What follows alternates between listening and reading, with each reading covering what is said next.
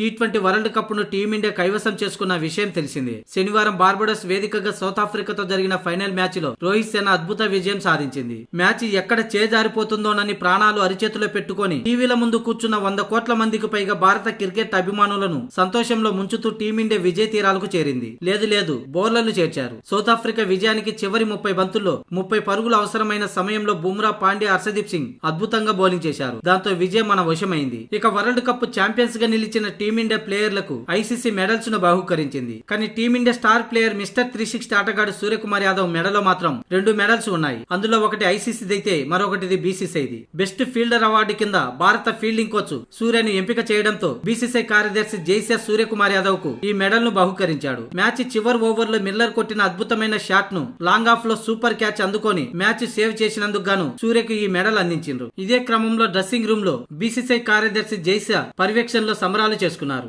ఇందుకు సంబంధించిన video social media viral అవుతున్నాయి.